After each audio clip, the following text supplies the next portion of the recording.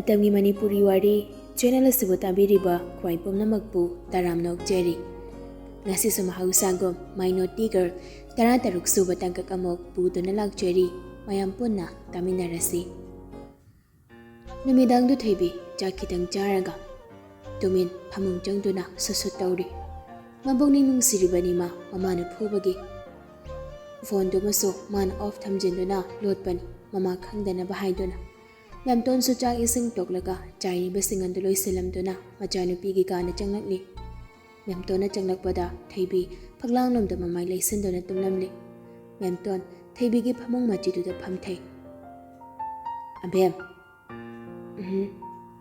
mamai dilai thorak da khumlakbani chaktubo nabuk thalaba nangbo ima wahai gise hogalo Theibi tamna mamai lai thorak duna honggalakli Mamit ani duso kapagi ichot-chotli. Memton, machanupi bu uraga tapna wa hairakli.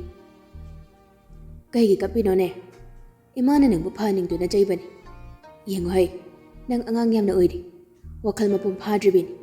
Ado na angang amagumlay ko, ahin ba wakal kan bayadi ko. Tewi karisu kumlagti, mamada hanggat na suyang lagti.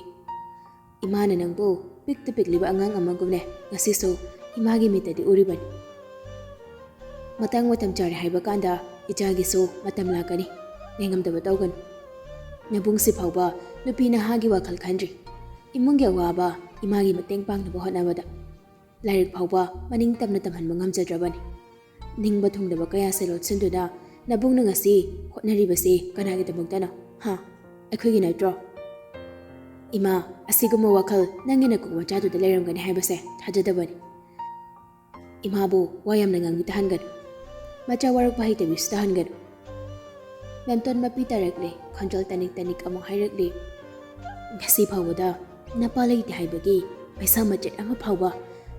Namalay rabi, nabung lay rabana, nangon na may sapangan dalagban. Masi, nang angang oy rabaso, karadi kang pamtokban. Lupa na hagi wakaldi, kan bahiraga, imagi wabadi o bahai tiba. Ha? Memton mapido, makot naman ang taytogli, aduga wamakhamong tarakli. Napana nang bo, matumdagi hundok lam na baso. Kasi sunapa bo, imagising na batamoy gimandir sida. Isormak ni kana, ayuk numidang lachariban. Sing na tamjariba, layway kraba nang ginapa bo, nang nga magihagdagda, mina jingtok do nanganglak badane. Ima, tumin kang mangamlagdi. Masi, nang manakalo.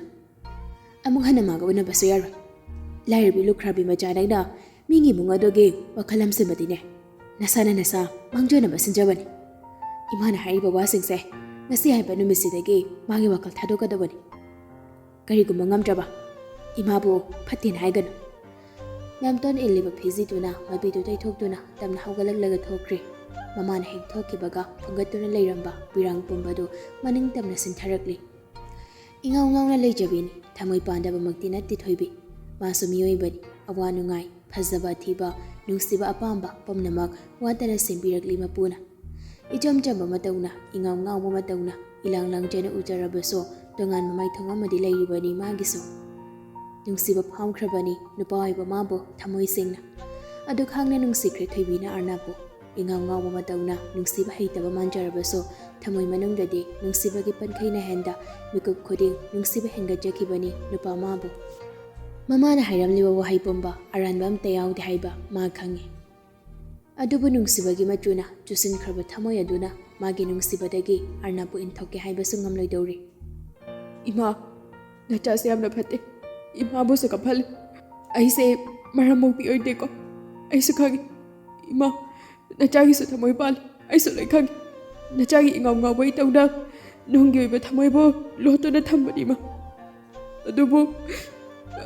Adubo ima, ay dachaw ko nung sigano haibati ay ngamloy, ay mabo, tamoy singa nung sirure. Itiki ba chade kang adoy so magi nung si mayay dihin kibada manay tangi laptop ang kidige. Maning tam na sintajay birang maso ningolay bimagi may tungduda. Makot majani do na tarakli pa mapising ado tap na titogli. Tam na hugat do na manang asay lot kiba phone ang tulog toragli. Magi kangi tongdulon sin do na pamung na chunglag do na phone to off hangli. Off hangbaga nupadogi message notification na mikub kharadi hingbu jatli.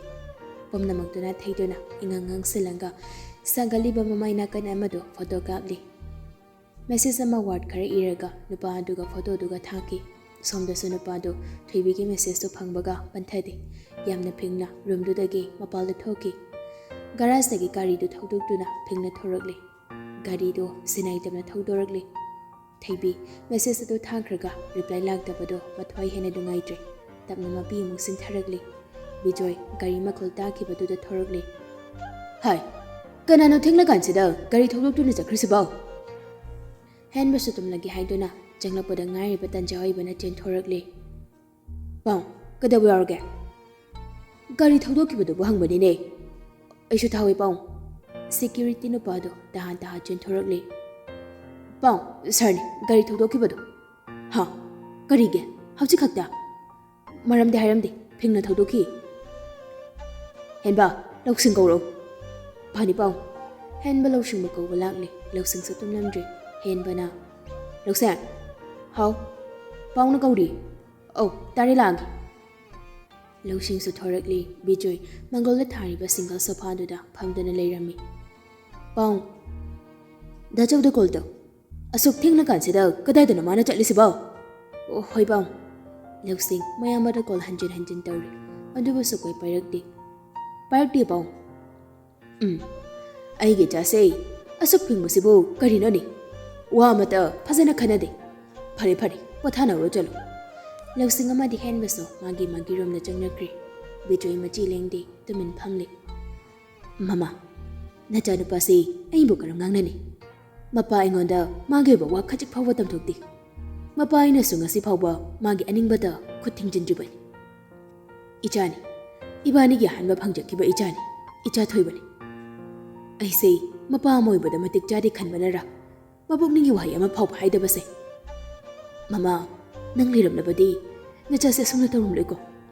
ꯑꯄꯦꯟ ꯄꯦꯟꯗ ꯃꯃꯥ ꯑꯣꯏꯕꯤ ꯅꯐꯝꯗ ꯋꯥꯠꯀꯠꯂꯝꯒꯗꯕꯅꯤ꯫ ꯃꯇꯝ ꯀꯌꯥꯁꯦ ꯅꯪꯕꯨ ꯊꯤꯗꯨꯅ ꯂꯥꯛꯈꯤꯕꯅꯤ꯫ ꯉꯁꯤꯁꯨ ꯃꯤꯀꯨꯞꯁꯤꯗꯁꯨ ꯄꯥꯡꯒꯜ ꯁꯣꯜꯂꯕ ꯑꯩꯅ ꯅꯪꯕꯨ ꯅꯤꯡꯁꯤꯡꯕꯗꯤ ꯂꯦꯞꯇ꯭ꯔꯤꯅꯦꯍꯦ꯫ ꯅꯨꯃꯤꯠ ꯑꯗꯨꯒꯤ ꯊꯧꯗꯣꯛꯇꯨꯅ ꯑꯔꯣꯏꯕ ꯑꯣꯏꯈ꯭ꯔꯦ꯫ ꯑꯩꯒꯤ ꯃꯤꯠꯃꯥꯡꯗꯒꯤ ꯅꯪꯒꯤ ꯄꯨꯟꯁꯤ ꯀꯗꯥꯏꯗ ꯂꯩꯔꯤ? ꯀꯔꯝ ꯇꯧꯔꯤ? ꯍꯤꯡꯂꯤꯕ꯭ꯔꯥ? ꯅꯠꯇ꯭ꯔꯒꯅ ꯉꯁꯤꯒꯤ ꯇꯥꯏꯕꯪꯁꯤꯗꯒꯤ ꯂꯥꯞꯅ ꯆꯠꯈ꯭ꯔꯕ ꯍꯥꯏꯕꯁꯨ ꯏꯐꯝꯗ ꯈꯪꯍꯟꯕꯤꯔꯤ꯫ ꯅꯪ ꯂꯥꯟꯗꯤ ꯈꯪꯉꯤ ꯃꯃꯥ꯫ ꯅꯪ ꯑꯃꯨꯛꯇꯗꯤ ꯍꯜꯂꯛꯈꯣꯗꯅ꯫ ꯑꯩ ꯌꯥꯝꯅ ꯋꯥꯔꯤ ꯀꯩꯗꯧꯕꯒꯦ? ꯑꯩꯒꯤ ꯄꯥꯎ ꯀꯌꯥꯁꯦ ꯅꯐꯝꯗ ꯇꯝꯖꯕ ꯐꯪꯗꯅ ꯄꯨꯟꯁꯤꯁꯦ ꯁꯨꯝ ꯂꯣꯏꯈꯤꯕꯅ ꯍꯥꯜꯂꯗ꯭ꯔꯣ? ꯑꯩꯒꯤ ꯑꯁꯣꯏꯕ ꯈꯣꯡꯊꯥꯡ ꯑꯃꯗ ꯑꯗꯨꯛ ꯋꯥꯔꯧꯕ꯭ꯔꯥ ꯅꯪꯕꯣ? ꯇꯤꯛꯁꯤꯅ ꯉꯥꯛꯄꯤꯁꯤꯟꯕꯤꯗꯦ ꯍꯥꯏꯗꯨꯅ ꯏꯐꯝꯗ ꯋꯥꯔꯧꯕ꯭ꯔꯥ? ꯅꯨꯄꯥ ꯑꯣꯏꯔꯕꯁꯨ ꯕꯤꯖꯣꯏ ꯄꯤꯔꯤꯛ ꯑꯃ ꯁꯤꯟꯊꯔꯛꯂꯤ꯫ ꯏꯄꯥꯒꯤ ꯊꯣꯏꯕ, ꯏꯆꯥꯅ ꯆꯠꯈꯤꯕꯁꯤꯅ ꯀꯗꯥꯏꯗꯅꯣ ꯑꯊꯦꯡꯕ ꯑꯍꯤꯡꯁꯤꯗ? ꯏꯄꯥ ꯊꯋꯥꯏ ꯋꯥꯗꯕ ꯉꯝꯗꯦꯅꯦꯍꯦ꯫ ꯏꯆꯥꯗꯤ ꯍꯥꯏꯈꯤꯕꯗ ꯍꯣꯡꯗꯕꯅꯤ, ꯃꯔꯜ ꯈꯥꯕꯅꯤ, ꯃꯃꯥ ꯂꯧꯕꯅꯤ꯫ ꯏꯆꯥꯒꯤ ꯑꯅꯤꯡꯕ ꯑꯄꯥꯝꯕ ꯄꯨꯝꯕ ꯏꯆꯥꯅ ꯃꯥꯏ ꯄꯥꯛꯅ ꯅꯤꯡꯕ ꯊꯨꯡꯕ ꯑꯣꯏꯁꯅꯨꯀꯣ꯫ ꯏꯆꯥꯒꯤ ꯅꯤꯡꯕ ꯊꯨꯡꯕ ꯎꯔꯒ ꯄꯥꯎꯝꯒꯤ ꯋꯥꯔꯕ ꯆꯣꯛꯊꯔꯕ ꯄꯨꯟꯁꯤꯁꯦ ꯃꯃꯥ ꯅꯣꯛꯄ ꯑꯣꯏꯒꯦꯀꯣ ꯏꯄꯥꯒꯤ ꯊꯣꯏꯕ꯫ ꯑꯁꯨꯝ ꯊꯧꯔꯛꯄꯅ ꯂꯝꯄꯥꯛ ꯑꯗꯨ ꯌꯧꯔꯛꯂꯤ꯫ ꯒꯥꯔꯤꯗꯨ ꯈꯥꯝꯗꯨꯅ ꯐꯣꯟꯗꯨꯗ ꯃꯦꯁꯦꯖ ꯑꯃ ꯊꯥꯏ ꯊꯣꯏꯕꯤꯗ꯫ ꯊꯣꯛꯂꯛꯑꯣ, ꯑꯩ ꯂꯝꯄꯥꯛꯇ ꯂꯩꯔꯤ꯫ ꯊꯣꯏꯕꯤ ꯀꯞꯂꯝꯕꯗꯒꯤ ꯃꯦꯁꯦꯖ ꯂꯥꯛꯄꯗꯨꯗ ꯌꯦꯡꯂꯨꯕꯅꯤ꯫ ꯑꯗꯨꯕꯨ ꯃꯦꯁꯦꯖ ꯑꯗꯨ ꯎꯕꯗ ꯃꯃꯤꯠ ꯈꯪꯂꯥꯎ ꯂꯥꯎꯊꯣꯔꯛꯂꯤ꯫ ꯊꯣꯏꯕꯤ ꯌꯥꯝꯅ ꯊꯨꯅ ꯔꯤꯄ꯭ꯂꯥꯏ ꯄꯤꯔꯛꯂꯤ꯫ ꯀꯩꯅꯣ, ꯅꯨꯃꯤꯗꯥꯡꯁꯤꯗ ꯊꯣꯛꯂꯛꯄꯁꯨ ꯌꯥꯔꯁꯨ ꯌꯥꯔꯣꯏ? ꯊꯣꯛꯂꯛꯇꯕ ꯌꯥꯔꯣꯏ, ꯑꯩ ꯉꯥꯏꯔꯤ꯫ ꯀꯔꯟ ꯇꯧꯅꯨ, ꯑꯩ ꯉꯝꯃꯣꯏ꯫ ꯅꯌꯨꯝ ꯆꯪꯂꯛꯇ꯭ꯔꯤꯉꯩꯗ ꯊꯣꯛꯂꯛꯄꯅ ꯐꯕ ꯑꯣꯏꯅꯤ꯫ ꯀꯩꯅꯣ, ꯅꯪꯕꯨ ꯉꯥꯎꯔꯕ? ꯍꯧꯖꯤꯛꯁꯦ ꯅꯨꯃꯤꯗꯥꯡ, ꯑꯗꯨꯁꯨ ꯑꯍꯤꯡ ꯑꯣꯏꯔꯛꯀꯗꯧꯔꯦ꯫ ꯁꯤꯗꯕꯨ ꯑꯩ ꯀꯃꯥꯏꯅ ꯊꯣꯛꯂꯛꯑꯣ ꯍꯥꯏꯅꯣ? ꯑꯇꯩ ꯋꯥꯊꯤꯗꯨꯗꯣ ꯃꯇꯝ ꯂꯩꯇꯦ, ꯊꯣꯛꯂꯛꯅꯕ ꯇꯧ꯫ ꯑꯩꯅ ꯍꯥꯏꯁꯦ ꯀꯩꯝ ꯈꯪꯗ꯭ꯔꯕꯣꯅ? ꯑꯩ ꯊꯣꯛꯂꯛꯄ ꯉꯝꯂꯣꯏ꯫ ꯃꯤꯅ ꯎꯔꯒ ꯑꯩꯁꯦ ꯀꯩꯅꯦꯅ ꯈꯟꯅꯤ꯫ ꯑꯗꯨꯒꯤꯁꯨ ꯃꯊꯛꯇ ꯑꯩ ꯌꯨꯝꯁꯤꯗꯒꯤ ꯍꯧꯖꯤꯛ ꯊꯣꯛꯂꯛꯄ ꯉꯝꯂꯣꯏ꯫ ꯏꯃꯥꯅ ꯀꯔꯤꯒꯨꯝꯕ ꯈꯪꯈ꯭ꯔꯕꯗꯤ ꯑꯩ ꯍꯤꯡꯂꯔꯣꯏ꯫ ꯑꯩꯒ ꯃꯤꯒ ꯀꯅꯥꯅ ꯂꯨꯒꯦ ꯍꯥ? ꯋꯥ ꯌꯥꯝꯅꯔꯣꯏꯁꯦ꯫ ꯅꯪꯅ ꯍꯦꯛ ꯊꯣꯛꯂꯛꯇꯕꯗ ꯅꯌꯨꯝꯗ ꯆꯪꯂꯛꯀꯅꯤ, ꯃꯁꯤꯃꯗꯤ ꯅꯪ ꯈꯪꯉꯨ꯫ ꯊꯣꯏꯕꯤꯅ ꯃꯦꯁꯦꯖ ꯔꯤꯄ꯭ꯂꯥꯏ ꯄꯤ꯫ ꯑꯗꯨꯕꯨ ꯅꯨꯄꯥꯗꯣ ꯅꯦꯠ ꯑꯣꯐ ꯂꯩꯈ꯭ꯔꯦ꯫ ꯊꯣꯏꯕꯤ ꯃꯊꯥ ꯁꯥꯔꯤ꯫ ꯍꯥꯏꯈꯤꯕꯗ ꯄꯠ ꯇꯠꯄ, ꯇꯧꯒꯅꯤ ꯍꯥꯏꯈꯤꯕ ꯋꯥꯗꯤ ꯄꯥꯡꯊꯣꯛꯄꯅ ꯍꯥꯟꯕ ꯅꯨꯄꯥ ꯑꯗꯨꯒꯤ ꯃꯆꯤꯡꯗꯣ ꯃꯥ ꯈꯪꯂꯤ꯫ ꯊꯣꯛꯁꯤ ꯀꯗꯥꯏ, ꯊꯣꯛꯂꯣꯁꯤ ꯀꯝꯗꯧꯕ? ꯃꯤꯀꯨꯞ ꯈꯔꯗꯤ ꯃꯁꯥꯗꯣ ꯍꯨꯃꯥꯡ ꯀꯥꯡꯂꯤ ꯊꯣꯏꯕꯤ꯫ ꯋꯥꯈꯜ ꯅꯦ ꯇꯥꯅ ꯈꯟꯅꯕꯒꯤ ꯃꯇꯝꯁꯨ ꯃꯉꯣꯟꯗ ꯂꯩꯇ꯭ꯔꯤ꯫ ꯉꯥꯏꯍꯥꯛ ꯋꯥꯈꯜ ꯈꯟꯐꯝ ꯈꯪꯗ ꯂꯩꯔꯝꯂꯒ ꯃꯇꯤꯟ ꯑꯃꯨꯛꯇꯪ ꯌꯣꯠꯊꯩ꯫ ꯇꯞꯅ, ꯌꯥꯝꯅ ꯇꯞꯅ, ꯄꯥꯈꯠꯅ ꯃꯥꯒꯤ ꯀꯥꯒꯤ ꯊꯣꯡꯗꯣ ꯃꯈꯣꯜ ꯊꯣꯛꯍꯟꯗ ꯍꯥꯡꯂꯤ꯫ Thongjau tamna makhol thoganda khuning kangduna tapna tapna lagli. Thongjau du maso yamna tapna makhol thogandana hangli. Tamna thoragli samang yungbaga khuning kangduna chen thoragli. Lampak tamna chelagli. Athingba gi akibaga leitana pakhatpa mikup aduda phangliba chaina aduna hinkibana akiba du maso phawan bikejri. Asum lakbana parking light thanduna khamliba gari adugi manak aduda chensilagli. Arnab suyawna thona gari adudagi kumtharagli. He kumtharakbaga thebigi mamai machaduda makut ani du thamlagli. Khazaina kan ngangsiliba domda khubiduna tapna nali. Chalo ayam bakhali mihuradi kamai tawne se chalo. Arnab theibibu khangkon konsili. Aingi maramgi chaina phangbra. Theibi kari shukhamlagdi. Khomo aingi maramgira. Amuk ka hena chena konsili theibibu. Theibi paukhamda tabaduda Arnabna chaina madasu phangaloina khanmani. Nupa thokdaba itawo heli. Chaithing phanglaba aingi maramgidama. Arnab mathada leiribu theibibu tabna langthokli. Sintharamliba pirang kharado nungsina teithokpiri. Yelakanuko aigi wada. Ai manangidama asuk chawna leiraga nangbu chaina pibade aise panglabanina takpani. Asuk yamna nungsiraga aigidamuk chaina phanglaga aina tumi leini na khanbra. Aina nangbu purani mikupsida lamna thamna. Nakna inak nakna lehenge. Chaina amadasu aigi abimda phangbu yaroi. Ai papirakanuko. Thaibi mamidu khanglaw thoragli nupa adugi waduda. Thazadaba amadi angakpa anina amatoina punsinduna ngakna munningli Arnabta. Arnab Thaibigi makut anido chena paisilagli. Yadi hainuko ayaba piyuko. Kaiba ai ngam. Aina taba pamdaba wahi ama phawba nangi chambalagi thoangan. Ningai tawnuko. Ai masing manung siradi aina lepliba aroiba phirepsida nangsu yadawni. Theibi munningli nupaduda cheksena senagi akanba sawma mafawba nangi hakchangda sakhanjana thamgani nangi aningba pamba aigi nakta naning tamhangi thajaw Theibi tapna mapishin tharagli jasiko Theibi khomlaktre Arnab Theibi gi taragli ba mapido nungsina nukfe tawna teithokpiri abhem taru pangliba mit aniduna Arnabta tagup yenglakli ai nangbu yamna nungsi yamna nangdi nungsidro aiga kainaba ngamgadro nangbo Theibi piri mapi tap ka taragli ngamla haina mangakado phet ka hairagli Arnab sunok fetawna nungsina konsinbiri nason pikna mak hairagi dajaw sungamloi aiga abimga kainaba ngamla kaisu kaina halu dajaw na puduna chatkani dajaw leisede Arnabna Theibibu makut sanbiduna gari manak phawa pusinbiragli gari ki thong hangdoke tawbaga tungdagi Hai ngaiko Animak tungon thokduna yenglakli memton makhuda torchlight ama paiduna leplamli Theibi memton ubada pakhatkre masadu thakali marai tatli ima nabani bu sida kaidoramli no ne Arnab wangangde pairiba Theibi gi makhuti hena chena paisilakli memton tabli changsilakli Sir ine Sir bebar thokti di khanbin aigi chasi angang yamna oidi afabata mapum phana khangdribin hayeng tungda sargi ningamdaba sauningma matam lakani ai mama ine chabu nupi amagi thaudang pumba takpi tambidri mamatik chajadri Arnab karisu pakhon pide wa maraksu thatlude bebar ama thambani mahakso kanana tabana aine chagi aningba apambada ayetpade khak thamla adubu sir Ichase mapa yawda yulukpana kharaki na mongna mana hairi khayarubana nupi moimbagi yumbalonde khajik mama taba wali aine ina kholi haiduna mabu mithoi mihena yoglagi haibadina jadi hajikta mana sumna tawrabadi aibu ikok iru pande macha warak bahai te haibikini khunja singsena aigi maidadi sarnam tingbiramo ine memton Theibida mo ansinduna abem mang tharola imaga changlase Nang ta chokang alam banati imana thulei base Theibi mama da mugeng Arnab da mugeng tawri ine aidi thajaba mangbudi pamdi hoi mangang oiri haiba ai khangje adubu ine aigi punsidati mangondagi hena matik chabi mapum phabi ma amuk leidi leisu leiroi ꯂꯩꯁꯨ ꯂꯩꯍꯜꯂꯣꯏ ꯑꯩꯅ ꯃꯦꯝꯇꯣꯟ ꯀꯔꯤꯁꯨ ꯈꯝꯂꯛꯇꯦ ꯇꯨꯃꯤꯟ ꯌꯦꯡꯂꯤ ꯍꯥꯏꯗꯣꯛꯈꯤꯕ ꯅꯤꯡꯈꯤꯕ ꯊꯕꯛ ꯄꯥꯡꯊꯣꯛꯇꯅ ꯇꯣꯛꯂꯣꯏ ꯂꯦꯞꯈꯤꯕ ꯐꯤꯔꯦꯞꯇꯤ ꯀꯔꯤꯒꯨꯝꯕ ꯊꯋꯥꯏ ꯄꯥꯟꯕ ꯑꯃꯗꯤ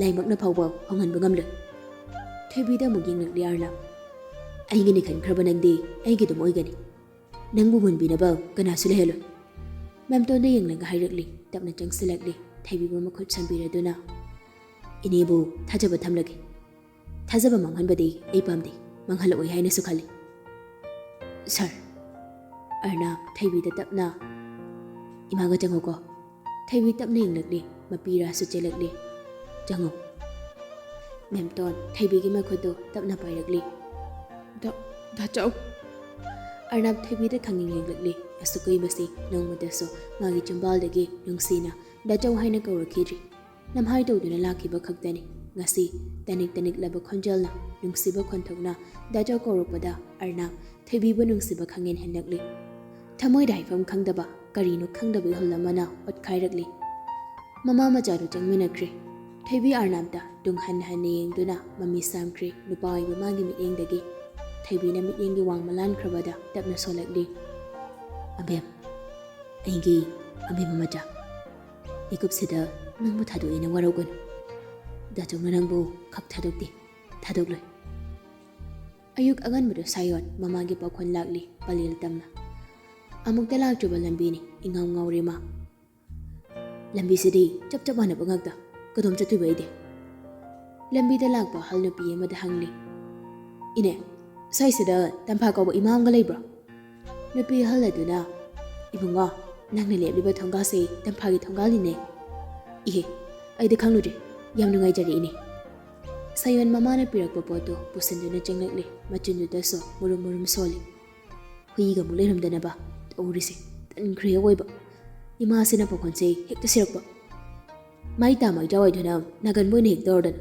ꯅꯥꯟꯊꯣꯛꯈꯤꯗꯅ ꯑꯩꯉꯣꯟꯗ ꯗꯣꯁꯥ ꯇꯥꯔꯤꯕꯁꯦ ꯉꯥꯡꯗꯨꯅ ꯆꯪꯂꯛꯄꯅ ꯀꯗꯣꯝꯗꯒꯤꯅꯣ ꯈꯪꯍꯧꯗꯦ ꯏꯃꯨ ꯃꯨꯕ ꯍꯨꯏꯖꯥꯎ ꯑꯃ ꯃꯌꯥ ꯀꯥꯈꯠꯂꯛꯂꯒ ꯏꯃꯨꯡꯗꯨꯗꯒꯤ ꯀꯟꯅ ꯈꯣꯡꯗꯨꯅ ꯆꯦꯟꯊꯣꯔꯛꯂꯤ ꯁꯥꯌꯣꯟ ꯃꯃꯤꯠ ꯃꯅꯥ ꯆꯞ ꯌꯨꯡꯈꯠꯂꯤ ꯍꯨꯏꯗꯨꯒꯤ ꯁꯞꯇ꯭ꯔꯗꯨꯗ ꯅꯨꯄꯥ ꯑꯣꯏꯖꯔꯕꯁꯨ ꯀꯤꯔꯦ ꯁꯥꯌꯣꯟ ꯍꯨꯏꯗꯨꯁꯨ ꯁꯥꯌꯣꯟꯕꯨ ꯇꯥꯟꯅꯔꯛꯂꯤ ꯁꯥꯌꯣꯟꯁꯨ ꯁꯨꯃꯥꯡ ꯑꯄꯥꯛꯄꯗꯨꯗ ꯂꯥꯎ ꯂꯥꯎꯗꯨꯅ ꯆꯦꯜꯂꯤ ꯕ꯭ꯂꯦꯛꯀꯤ ꯃꯁꯣꯡ ꯐꯅ ꯃꯔꯤꯜ ꯐꯨꯗꯣꯛꯂꯕ ꯍꯨꯏ ꯑꯗꯨ ꯈꯣꯟꯖꯦꯜ ꯑꯗꯨꯗ ꯆꯞ ꯂꯦꯞꯄꯤ ꯈꯣꯡꯂꯛꯈꯤꯗ꯭ꯔꯤ ꯇꯥꯟꯅꯔꯤꯕꯗꯨꯁꯨ ꯂꯦꯞꯂꯤ ꯁꯥꯌꯣꯟ ꯍꯨꯃꯥꯡ ꯇꯥꯔꯕꯅꯤ ꯆꯦꯟꯕꯗ ꯃꯤꯍꯨꯜꯗꯨꯃꯁꯨ ꯀꯟꯅ ꯆꯣꯡꯂꯤ ꯁꯣꯔ ꯑꯃ ꯁꯥꯡꯅ ꯍꯣꯟꯗꯣꯔꯛꯂꯤ ꯔꯤꯖꯥꯅ ꯀꯅꯥ ꯏꯃꯥ ꯇꯝꯐꯥꯒꯤ ꯌꯨꯝꯁꯤꯕꯣ ꯔꯤꯖꯥꯗꯨ ꯅꯣꯛꯐꯦꯠꯀ ꯇꯧꯗꯨꯅ ꯈꯨꯝꯂꯛꯂꯤ ꯁꯤꯗꯅꯦ ꯑꯩ ꯃꯃꯥ ꯀꯧꯊꯣꯔꯛꯀꯦ ꯍꯣꯏ ꯕ꯭ꯂꯦꯛꯀꯤ ꯀꯝ ꯍꯣꯏꯗꯨ ꯁꯥꯌꯣꯟꯗ ꯑꯃꯨꯛꯇꯪ ꯐꯠ ꯌꯦꯡꯂꯝꯂꯤ ꯃꯃꯩ ꯐꯦꯠ ꯐꯦꯠꯀ ꯍꯥꯏꯔꯒ ꯏꯃꯨꯡꯗ ꯔꯤꯖꯥꯒꯤ ꯃꯇꯨꯡ ꯏꯟꯅꯈ꯭ꯔꯤ ꯍꯨꯏꯅꯦꯅ ꯄꯥꯏꯔꯒ ꯂꯪꯈꯠꯈꯤꯕ ꯄꯦꯜꯂꯣꯏꯍꯦ ꯀꯗꯥꯏ ꯏꯇꯥꯒꯤ ꯃꯆꯥꯅꯨꯄꯥꯗꯣ ꯇꯝꯐꯥ ꯁꯥꯌꯣꯟ ꯎꯕꯗ ꯍꯔꯥꯎꯅ ꯆꯪꯁꯤꯜꯂꯛꯂꯤ ꯆꯥꯎꯔꯦꯗꯅ ꯁꯤꯗꯤ ꯄꯥꯈꯪ ꯐꯥꯔꯝꯂꯦꯗꯅ ꯏꯃꯥꯕꯨ ꯃꯁꯛ ꯈꯪꯕ꯭ꯔꯣꯅꯦꯍꯦ ꯈꯪꯗꯦ ꯏꯃꯥ ꯍꯣꯏꯅꯦ ꯈꯪꯂꯔꯣꯏꯅꯦ ꯀꯨꯏꯔꯦꯗ ꯃꯇꯝꯗꯣ ꯏꯍꯦ ꯂꯥꯛꯑꯣꯅꯦ ꯁꯤꯗ ꯁꯨꯝ ꯂꯦꯞꯇꯨꯅ ꯂꯩꯔꯅꯨꯀꯣ ꯂꯥꯛꯑꯣ ꯏꯃꯨꯡ ꯆꯪꯉꯁꯤ ꯍꯣꯏ ꯏꯃꯥ ꯐꯝꯃꯨ ꯏꯆꯥꯁꯤꯗꯤ ꯀꯩꯝꯇ ꯀꯣꯏꯅꯨꯀꯣ ꯅꯃꯥꯅꯅꯦ ꯉꯁꯥꯏꯅ ꯅꯪ ꯆꯠꯈ꯭ꯔꯦꯅꯅꯦ ꯄꯥꯎ ꯍꯥꯏꯔꯛꯂꯕꯅꯤ ꯏꯃꯥꯗ ꯑꯧ ꯏꯃꯥ ꯔꯤꯖꯥꯗꯨ ꯆꯥ ꯄꯨꯊꯣꯔꯛꯂꯤ ꯅꯕꯨꯡꯗ ꯑꯃ ꯍꯥꯟꯅ ꯄꯤꯔꯣ ꯗꯗꯥ ꯆꯥ ꯊꯛꯁꯤꯀꯣ ꯍꯣꯏ ꯃꯃꯥ ꯆꯥ ꯍꯣꯏ ꯌꯦꯡꯉꯣꯅꯦꯍꯦ ꯅꯪꯉꯣꯟꯗꯒꯤ ꯅꯕꯨꯡꯁꯤꯅ ꯍꯜꯂꯤ ꯗꯗꯥꯅꯤꯀꯣ ꯅꯪꯒꯤꯗꯤ ꯔꯤꯖꯥ ꯁꯥꯌꯣꯟꯗ ꯅꯣꯛꯐꯦꯠ ꯌꯦꯡꯂꯛꯂꯤ ꯁꯥꯌꯣꯟꯁꯨ ꯅꯣꯛꯇ ꯌꯥꯗꯕꯒꯨꯝ ꯅꯣꯛꯐꯦꯠꯀ ꯇꯧꯔꯛꯂꯤ ꯐꯣꯟꯗꯗꯤ ꯇꯣꯏꯅ ꯄꯥꯎ ꯐꯥꯎꯅꯩ ꯍꯥꯏꯕꯕꯨ ꯁꯛꯇꯤ ꯎꯅꯈꯤꯗꯕ ꯀꯨꯏꯔꯦꯗ ꯏꯇꯥꯗꯣ ꯅꯨꯡꯁꯤꯕꯅꯤꯗ ꯍꯣꯏ ꯏꯃꯥ ꯏꯆꯥꯅ ꯏꯃꯥ ꯈꯪꯗ꯭ꯔꯕꯁꯨꯅꯦ ꯏꯃꯥꯅꯗꯤ ꯏꯆꯥꯕꯨ ꯅꯨꯃꯤꯠ ꯈꯨꯗꯤꯡꯒꯤꯅꯦ ꯅꯃꯥꯗ ꯍꯪꯂꯤꯕꯅꯤ ꯁꯥꯌꯣꯟꯗꯨ ꯅꯣꯛꯐꯦꯠꯀ ꯇꯧꯔꯤ ꯏꯃꯥꯁꯨꯅꯦ ꯑꯦꯛꯁꯤꯗꯦꯟ ꯊꯣꯛꯂꯨꯕꯗꯒꯤ ꯈꯣꯡꯁꯤ ꯂꯝꯁꯥꯡ ꯆꯠꯄ ꯌꯥꯗꯔꯦꯅꯦ ꯑꯗꯨꯅ ꯅꯃꯥꯒꯤ ꯅꯥꯛꯇꯁꯨ ꯂꯥꯛꯄ ꯉꯝꯗ꯭ꯔꯤ ꯅꯃꯥꯁꯨ ꯃꯁꯥꯅꯒ ꯐꯠꯇ꯭ꯔꯤ ꯄꯥꯛꯅ ꯆꯠꯊꯣꯛꯄ ꯃꯤꯁꯨ ꯑꯣꯏꯗꯕꯅꯤꯅ ꯏꯃꯥꯅ ꯆꯠꯂꯗꯤ ꯃꯥꯅ ꯂꯥꯛꯄ ꯍꯥꯏꯗꯨꯃꯗꯤ ꯑꯣꯏꯗ꯭ꯔꯤꯗꯣ ꯌꯨꯝꯗꯒꯤ ꯍꯦꯟꯗꯣꯛꯇꯦ ꯏꯃꯥꯗꯤ ꯆꯥꯛ ꯆꯥꯔꯒ ꯍꯜꯂꯣꯀꯣ ꯉꯁꯤꯗꯤ ꯏꯃꯥ ꯅꯣꯡꯃ ꯆꯥꯔꯒꯦ ꯉꯁꯤꯗꯤ ꯊꯕꯛ ꯈꯔ ꯌꯥꯝ ꯍꯧꯔꯤ ꯁꯥꯌꯣꯟꯗ ꯃꯃꯥꯅ ꯄꯤꯔꯛꯄ ꯄꯣꯠꯁꯤꯡꯗꯣ ꯇꯦꯕꯜꯗꯨꯗ ꯊꯥꯡꯒꯠꯂꯤ ꯏꯃꯥ ꯑꯩ ꯑꯃꯨꯛ ꯊꯣꯛꯈ꯭ꯔꯒꯦ ꯆꯥꯛ ꯆꯥꯔꯒ ꯍꯜꯂꯗꯤ ꯐꯗꯧꯅꯤꯗꯣ ꯇꯧꯔꯤꯁꯦ ꯁꯥꯌꯣꯟꯗ ꯅꯣꯛꯐꯦꯠ ꯇꯧꯗꯨꯅ ꯀꯣꯟꯅ ꯆꯥꯔꯒꯦ ꯏꯃꯥ ꯅꯃꯥꯗꯣ ꯅꯣꯡꯃꯇꯪꯗꯤ ꯅꯝꯐꯨꯗ ꯄꯨꯔꯛꯎ ꯏꯆꯥꯅ ꯎꯗꯕꯁꯨ ꯀꯨꯏꯔꯦ ꯆꯍꯤ ꯃꯁꯤꯡ ꯊꯤꯕ ꯉꯝꯗ꯭ꯔꯄꯣꯠꯅꯤꯗ ꯍꯣꯏ ꯏꯃꯥ ꯄꯨꯔꯒ ꯂꯥꯛꯀꯦ ꯅꯣꯡꯃ ꯐꯔꯦ ꯐꯔꯦ ꯌꯧꯔꯣꯀꯣ ꯑꯗꯨꯗꯤ ꯍꯣꯏ ꯏꯃꯥ ꯁꯥꯌꯣꯟ ꯃꯪꯒꯣꯜꯒꯤ ꯁ꯭ꯇꯤꯌꯔꯗ ꯀꯨꯝꯊꯔꯛꯂꯤ ꯔꯤꯖꯥꯅ ꯗꯗꯥ ꯌꯧꯔꯣꯀꯣ ꯑꯗꯨꯗꯤ ꯁꯥꯌꯣꯟ ꯃꯃꯥꯏꯗꯨ ꯂꯩꯁꯤꯜꯂꯛꯂꯒ ꯅꯣꯛꯐꯦꯠ ꯈꯨꯝꯂꯛꯂꯤ ꯍꯣꯏ ꯁꯥꯌꯣꯟ ꯆꯠꯈ꯭ꯔꯕꯗ ꯔꯤꯖꯥ ꯃꯪꯒꯣꯜꯗꯨꯗ ꯂꯦꯞꯇꯨꯅ ꯅꯣꯛꯐꯦꯠ ꯌꯦꯡꯍꯧꯔꯤ ꯇꯝꯐꯥꯁꯨ ꯃꯆꯥꯅꯨꯄꯤꯒꯤ ꯃꯤꯅꯣꯛꯇꯨꯗ ꯂꯛꯅꯕꯣꯏ ꯀꯩꯕꯣꯏ ꯍꯥꯏ ꯀꯔꯤꯅꯣꯅꯦꯍꯦ ꯆꯍꯤꯒ ꯆꯥꯟꯅꯗꯦꯀꯣ ꯃꯤꯅꯣꯛꯇꯣ ꯑꯁ ꯃꯃꯥꯁꯤꯗꯤꯕ ꯑꯣꯟꯊꯣꯛꯄ ꯑꯣꯐꯤꯁ ꯃꯇꯝ ꯍꯦꯜꯂꯤ ꯑꯗꯨꯕꯨ ꯉꯁꯤꯗꯤ ꯃꯦꯝꯇꯣꯟ ꯂꯥꯛꯄ ꯎꯗꯦ ꯑꯔꯅꯥꯞꯅ ꯑꯣꯖꯥ ꯍꯥꯎꯋꯣ ꯏꯅꯦ ꯃꯦꯝꯇꯣꯟꯗꯣ ꯍꯧꯖꯤꯛ ꯐꯥꯎꯕ ꯂꯥꯛꯇ꯭ꯔꯤ ꯍꯣꯏ ꯂꯥꯛꯇ꯭ꯔꯤ ꯋꯥ ꯃꯈꯥ ꯇꯥꯔꯝꯗ ꯃꯥꯒꯤ ꯔꯨꯝꯗ ꯀꯥꯔꯛꯂꯤ ꯑꯌꯨꯛ ꯑꯉꯟꯕꯗꯒꯤ ꯃꯥꯅ ꯊꯣꯏꯕꯤꯗ ꯃꯦꯁꯦꯖ ꯊꯥꯕ ꯑꯗꯨꯕꯨ ꯃꯦꯁꯦꯖꯇꯨ ꯗꯦꯂꯤꯚꯔ ꯇꯧꯗ꯭ꯔꯤ ꯍꯧꯖꯤꯛ ꯐꯥꯎꯕ ꯃꯁꯥꯗꯨ ꯂꯩꯇꯥꯔꯛꯇ꯭ꯔꯤ ꯇꯨꯃꯤꯟ ꯐꯝꯕ ꯉꯝꯂꯛꯇ꯭ꯔꯤ ꯏꯁꯥꯎ ꯁꯥꯎꯅꯤꯡꯕ ꯂꯩꯐꯝ ꯈꯪꯗꯕ ꯃꯥꯒꯤ ꯍꯧꯅꯕꯤ ꯅꯤꯡꯕ ꯊꯨꯡꯗꯕꯒ ꯃꯦꯟꯃꯥꯟ ꯇꯥꯗ ꯏꯁꯧ ꯇꯧꯕꯗ ꯍꯧꯔꯛꯂꯤ ꯃꯈꯥꯗ ꯑꯃꯨꯛ ꯄ꯭ꯔꯣꯞ ꯀꯨꯝꯂꯛꯂꯤ ꯃꯇꯧ ꯑꯗꯨꯗ ꯃꯣꯆꯥꯅ ꯀꯩꯗꯧꯔꯒꯦ ꯑꯔꯅꯕ ꯈꯨꯝꯂꯛꯇꯦ ꯃꯣꯆꯥꯅ ꯑꯃꯨꯛꯁꯨ ꯀꯩꯗꯧꯔꯒꯦꯃꯤ ꯅꯪꯕꯣ ꯑꯗꯨꯁꯨ ꯈꯨꯝꯂꯛꯇꯦ ꯀꯣꯛ ꯆꯥꯛꯄꯗꯣ ꯈꯔ ꯍꯜꯂꯣꯗ ꯁꯣꯅꯣ ꯑꯔꯅꯕꯗ ꯈꯣꯟꯖꯦꯜ ꯆꯥꯎꯔꯞꯅ ꯁꯤꯅꯤꯡꯗ꯭ꯔꯗꯤ ꯋꯥ ꯃꯈꯥ ꯇꯥꯔꯛꯀꯅꯣ ꯃꯣꯆꯥꯅ ꯇꯞꯂꯛꯀ ꯁꯣꯜꯂꯤ ꯍꯦ ꯄ꯭ꯔꯚꯨ ꯑꯔꯅꯕ ꯐꯦꯛꯇ꯭ꯔꯤ ꯑꯗꯣꯝꯗ ꯑꯃꯨꯛ ꯆꯪꯂꯛꯂꯤ ꯂꯥꯛꯇ꯭ꯔꯤ ꯈꯪꯂꯕꯗꯣ ꯍꯟꯖꯤꯟꯗꯨꯅ ꯑꯃꯨꯛ ꯌꯦꯡꯂꯤ ꯄꯥꯛꯅꯁꯨ ꯆꯪꯗꯕꯅꯤ ꯐꯦꯛꯇ꯭ꯔꯤ ꯔꯨꯝ ꯑꯗꯨꯗ ꯁ꯭ꯇꯥꯐꯁꯤꯡ ꯑꯗꯨꯁꯨ ꯃꯥꯅ ꯑꯗꯨꯝ ꯃꯇꯝ ꯆꯥꯗꯅ ꯆꯪꯂꯛꯀꯅꯤ ꯈꯜꯂꯨꯗꯕꯅ ꯋꯥꯔꯤ ꯋꯥꯇꯥꯏ ꯇꯧꯅꯔꯝꯕꯅꯤ ꯅꯁꯥꯒꯤ ꯅꯊꯧꯗꯣ ꯐꯖꯅ ꯇꯧꯔꯣꯏꯗꯕ ꯑꯣꯏꯔꯗꯤ ꯊꯕꯛꯁꯤ ꯌꯥꯎꯗ꯭ꯔꯁꯨ ꯌꯥꯅꯤ ꯁ꯭ꯇꯥꯐꯁꯤꯡ ꯑꯗꯨ ꯈꯪꯄ꯭ꯔꯦꯛ ꯈꯪꯉꯤ ꯇꯨꯃꯤꯟ ꯃꯥꯒꯤ ꯃꯊꯧꯗꯣ ꯁꯠ ꯇꯧꯅꯈꯤ ꯃꯦꯆꯤꯟ ꯄꯥꯏꯕꯗꯣ ꯋꯥꯊꯤꯒ ꯃꯔꯨꯞ ꯑꯣꯏꯔꯒ ꯁꯤꯔꯒ ꯑꯩꯉꯣꯟꯗ ꯋꯥꯇꯥꯍꯟꯒꯦ ꯍꯥꯏꯔꯣ ꯍꯥ ꯊꯕꯛ ꯇꯠꯄ ꯄꯥꯝꯗ꯭ꯔꯗꯤ ꯅꯊꯧ ꯃꯁꯛ ꯈꯪꯅ ꯇꯧ ꯃꯣꯆꯥꯁꯨ ꯋꯥ ꯃꯈꯥ ꯇꯥꯗ꯭ꯔꯤ ꯉꯁꯤ ꯅꯨꯄꯥ ꯑꯗꯨꯒꯤ ꯃꯇꯧꯗꯣ ꯋꯥ ꯄꯥꯛꯅ ꯉꯥꯡꯅꯕ ꯌꯥꯔꯔꯣꯏ ꯍꯥꯏꯕ ꯃꯥ ꯈꯪꯂꯤ ꯁꯥꯎꯅ ꯑꯃꯨꯛ ꯊꯣꯔꯛꯇꯨꯅ ꯒꯥꯔꯤꯗꯨ ꯊꯧꯗꯣꯛꯇꯨꯅ ꯊꯣꯛꯈꯤ ꯃꯥꯅ ꯊꯣꯛꯂꯛꯄꯒ ꯂꯧꯁꯤꯡꯅ ꯆꯪꯂꯛꯄꯒ ꯆꯞ ꯆꯥꯅꯔꯤ ꯗꯆꯥ ꯍꯟꯅ ꯌꯦꯡꯂꯝꯕ ꯅꯠꯇꯦ ꯀꯧꯔꯤꯕꯗꯣ ꯇꯥꯔꯕꯁꯨ ꯇꯥꯁꯤꯟꯅꯗ ꯆꯠꯈꯤ ꯒꯥꯔꯤꯗꯨ ꯀꯟꯅ ꯊꯧꯗꯣꯛꯈꯤ ꯂꯧꯁꯤꯡ ꯃꯣꯆꯥꯒꯤ ꯃꯅꯥꯛꯇ ꯆꯪꯁꯤꯜꯂꯛꯂꯤ ꯗꯃꯆꯥ ꯅꯪꯅ ꯍꯪꯗꯣꯏꯗꯣ ꯑꯩꯁꯨ ꯈꯪꯗꯦ ꯁꯤꯅꯤꯡꯗ꯭ꯔꯗꯤ ꯇꯨꯃꯤꯟ ꯂꯩꯌꯨꯅ ꯍꯥꯏꯔꯝꯃꯤ ꯉꯔꯥꯡꯗꯒꯤꯅꯤ ꯃꯥꯅ ꯍꯟꯖꯤꯜꯂꯛꯇ꯭ꯔꯤꯁꯤ ꯄꯥꯎꯅ ꯁꯣꯝꯗ ꯂꯩꯕ꯭ꯔꯥ ꯌꯦꯡꯉꯣꯅ ꯂꯥꯛꯏꯅꯤ ꯐꯣꯟ ꯇꯧꯕꯁꯨ ꯁꯨꯛꯄꯥꯏ ꯄꯥꯏꯗꯕ ꯃꯣꯆꯥꯗꯨ ꯉꯛꯅ ꯃꯥꯕꯣ ꯑꯩꯁꯨ ꯉꯟꯅ ꯂꯥꯛꯇꯧꯅꯤ ꯑꯁꯣꯝꯒꯤ ꯊꯕꯛ ꯃꯐꯝꯗꯨꯁꯨ ꯌꯧꯁꯜꯂꯝꯃꯕ ꯉꯔꯥꯡ ꯍꯜꯂꯛꯇꯦꯕ ꯍꯜꯂꯛꯇꯤ ꯅꯨꯃꯤꯗꯥꯡ ꯊꯦꯡꯂꯀꯥꯟꯗ ꯊꯣꯛꯈꯤꯕꯅꯤ ꯉꯔꯥꯡꯗꯨꯁꯨ ꯑꯁ ꯈꯪꯗ꯭ꯔꯦꯗ ꯁꯤ ꯇꯧꯔꯦ ꯁꯨꯃꯥꯏꯅ ꯇꯧꯔꯦꯅ ꯍꯥꯏꯔꯛꯇꯧ ꯃꯤꯁꯨ ꯅꯠꯇꯦ ꯂꯨꯈ꯭ꯔꯦ ꯑꯣꯏꯕ ꯅꯪꯅ ꯌꯥꯝꯕꯁꯦ ꯒꯥꯔꯤꯗꯨ ꯊꯣꯏꯕꯤꯍꯣꯏꯒꯤ ꯊꯣꯡꯒꯥꯜ ꯃꯄꯥꯗꯨꯗ ꯈꯥꯝꯂꯤ ꯑꯣꯐ ꯂꯩꯔꯦ ꯈꯪꯂꯕ ꯐꯣꯟꯗꯨ ꯍꯟꯖꯤꯟ ꯇꯧꯔꯤ ꯑꯗꯨꯕꯨ ꯆꯠꯄ ꯀꯧꯕ ꯂꯩꯇ꯭ꯔꯤ ꯅꯦꯝꯊꯥꯒꯤ ꯉꯝꯂꯛꯇ꯭ꯔꯦ ꯑꯁꯥꯎꯕꯗꯣ ꯑꯉꯥꯡ ꯈꯔ ꯂꯝꯕꯤꯗ ꯂꯥꯛꯂꯤꯕꯗꯨ ꯎꯕꯗ ꯅꯅꯥꯎ ꯀꯀꯥ ꯋꯥ ꯑꯝꯇ ꯍꯥꯏꯒꯦ ꯁꯤꯗꯝꯇ ꯂꯥꯛꯑꯣ ꯑꯉꯥꯡꯁꯤꯡꯗꯨꯁꯨ ꯆꯪꯂꯛꯂꯤ ꯑꯔꯅꯥ ꯄꯣꯀꯦꯠꯇꯒꯤ 500 ꯆꯞꯄꯤ ꯑꯃ ꯄꯨꯊꯣꯛꯇꯨꯅ ꯑꯉꯥꯡꯁꯤꯡꯗꯨꯗ ꯄꯤ ꯁꯤꯅ ꯆꯄꯣꯠ ꯆꯥꯎ ꯅꯣꯏꯈꯩ ꯀꯣ ꯑꯗꯨꯒꯅꯦ ꯁꯤꯗꯒꯤ ꯅꯣꯏꯒꯤ ꯆꯦꯆꯦ ꯊꯣꯏꯕꯤꯗꯣ ꯊꯣꯡꯒꯥꯜꯗ ꯃꯤ ꯉꯥꯏꯍꯧꯏꯅ ꯑꯝꯇ ꯍꯥꯏꯔꯨꯆꯣ ꯆꯠꯂꯣ ꯑꯉꯥꯡꯁꯤꯡ ꯑꯗꯨ ꯄꯩꯁꯥ ꯃꯌꯥꯝ ꯄꯤꯁꯜꯂꯛꯄꯗꯨꯗ ꯍꯔꯥꯎꯅ ꯍꯣꯏ ꯍꯥꯏꯗꯨꯅ ꯆꯪꯈ꯭ꯔꯦ ꯏꯀꯨꯏ ꯀꯨꯏꯗꯦ ꯑꯉꯥꯡ ꯃꯌꯥꯝꯗꯨ ꯃꯔꯤꯃꯨꯛ ꯊꯣꯔꯛꯂꯤ ꯀꯩꯗꯧꯔꯦ ꯑꯉꯥꯡ ꯑꯃꯅ ꯀꯀꯥ ꯆꯦꯆꯦ ꯊꯣꯏꯕꯤ ꯍꯣꯏꯒꯤ ꯃꯤ ꯂꯩꯍꯧꯗꯤꯌꯦ ꯑꯉꯥꯡ ꯑꯃꯅ ꯑꯃꯨꯛ ꯌꯨꯝꯁꯨ ꯁꯣ ꯂꯣꯜꯍꯧꯔꯤꯗꯨꯗꯤ ꯁꯣ ꯂꯣꯜꯂꯦꯕ ꯀꯀꯥ ꯑꯗꯣ ꯆꯦꯆꯦ ꯊꯣꯏꯕꯤ ꯂꯩꯔꯝꯗ꯭ꯔꯕꯅꯤꯅ ꯄꯩꯁꯥꯁꯦ ꯀꯀꯥꯗ ꯑꯃꯨꯛ ꯄꯤꯗꯣꯏꯔꯥ ꯅꯣꯏꯗ ꯄꯤꯔꯕꯅꯤ ꯅꯣꯏꯒꯤꯅꯤ ꯑꯉꯥꯡꯁꯤꯡꯗꯣ ꯍꯔꯥꯎꯅ ꯗꯨꯀꯥꯟꯂꯣꯝꯗ ꯆꯦꯟꯁꯤꯟꯈ꯭ꯔꯦ ꯑꯔꯅꯕ ꯋꯥ ꯉꯥꯡꯗꯦ ꯉꯥꯏꯍꯥꯛꯇꯤ ꯇꯨꯃꯤꯟ ꯂꯩ ꯋꯥꯈꯜꯗ ꯈꯜꯂꯤ ꯀꯔꯤ ꯃꯔꯝꯒꯤ ꯑꯔꯅꯕ ꯌꯥꯝꯅ ꯊꯨꯅ ꯊꯣꯏꯕꯤꯍꯣꯏꯒꯤ ꯌꯨꯝ ꯇꯝꯅ ꯈꯣꯡꯀꯥꯞ ꯂꯥꯎꯅ ꯊꯥꯡꯗꯨꯅ ꯆꯪꯂꯛꯂꯤ ꯎꯔꯤ ꯃꯃꯤꯠꯃꯛꯇꯨꯅ ꯌꯨꯝ ꯑꯗꯨ ꯁꯣ ꯑꯆꯧꯕ ꯑꯃ ꯂꯣꯜꯂꯤꯕꯗꯨ ꯇꯞꯅ ꯀꯥꯈꯠꯂꯛꯂꯤ ꯃꯥꯡꯒꯣꯜꯗꯨꯗ ꯂꯣꯜꯂꯤꯕ ꯁꯣ ꯑꯗꯨ ꯃꯈꯣꯏꯅ ꯈꯖꯤꯛ ꯄꯥꯏꯈꯠꯇꯨꯅ ꯌꯦꯡꯂꯤ ꯎꯔꯛꯏ ꯊꯣꯡꯒꯤ ꯀꯥꯔꯛꯇꯨꯗ ꯃꯊꯨꯞ ꯅꯥꯏꯕ ꯆꯦ ꯑꯉꯧꯕ ꯑꯃ ꯊꯨꯞꯆꯤꯟꯗꯨꯅ ꯊꯦꯠꯂꯤꯕꯗꯨ ꯑꯔꯅꯕ ꯆꯦꯗꯨ ꯈꯨꯠꯂꯩ ꯊꯨꯅ ꯂꯧꯊꯣꯛꯂꯤ ꯑꯗꯨꯒ ꯍꯥꯡꯗꯣꯛꯂꯨꯏ ꯃꯃꯤꯠ ꯏꯒꯨꯝ ꯉꯥꯡꯁꯤꯜꯂꯛꯂꯤ ꯅꯨꯄꯥꯗꯣ ꯆꯦꯗꯨ ꯃꯁꯨꯞ ꯅꯥꯏꯅ ꯑꯃꯨꯛ ꯁꯨꯞꯆꯤꯜꯂꯤ